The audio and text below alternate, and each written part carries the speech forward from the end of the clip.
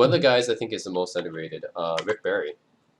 And Rick Barry. he's actually Yeah. who rounds out my top 5 small forwards. My top 5 small forwards. I would put him at number 5, over just below Honda, but ahead of Elgin Baylor.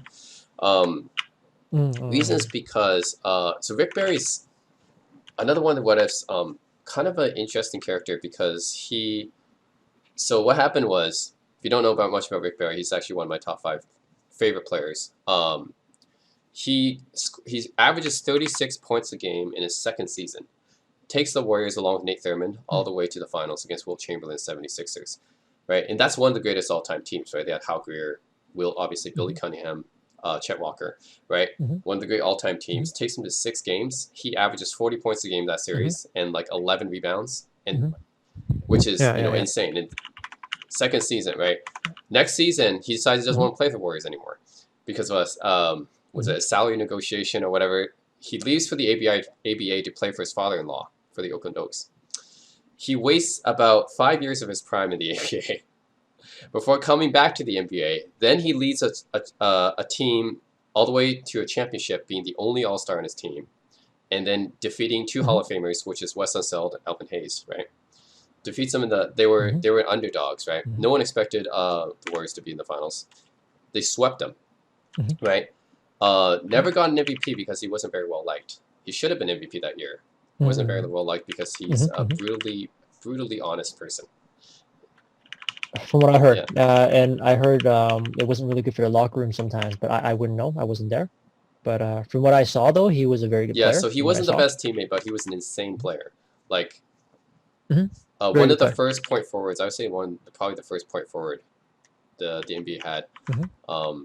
Where they had Bob McAdoo. After that, they had I forget who else, but he was definitely up there with one of the first.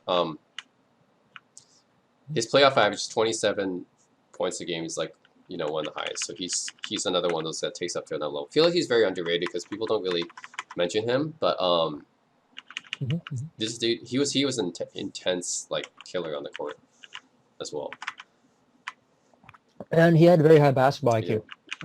Very high basketball IQ. If you even watch Rick Barry when he was a commentator later on, he was a very good commentator. Plays from like 40 years ago. Yeah, and most of the great players do. Yeah. Because most of the great players, it's kind of like what I mentioned. Yeah, it's kind of like what I mentioned. A lot of the great players, they think they can think 2 or 3 steps before the play. Like they can see the play coming even before it happens, and that's a sign of a real great player. And it's also those type of players that tend to actually remember plays very easily. For example, LeBron tends to do that. LeBron has an amazing way of remembering plays too. It's like a photographic memory, which most of the great players have. Magic, MJ, all these guys had that ability. Yeah.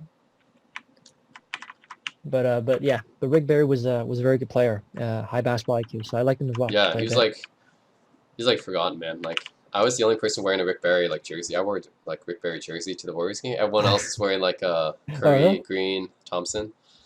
To the Warriors game. I was the only one wearing Rick Barry. It's like I was the only one who remembers this guy. Hey, you could have worn you should have worn a Wilt Chamberlain jersey then. That's like to really the Warriors old game. Warriors. But I think Wilt more is a 76ers guy actually. I know he's mostly remembered as a Lakers guy, but I think he had his best years in 76ers.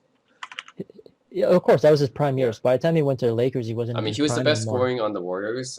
He had his best team success on the Lakers. 76ers was where he kind of had both. He had the stats. He had the team success. I agree. And then I have Pippen and Elgin Baylor right under him for small. We're very very close though. Like Elgin Baylor is great.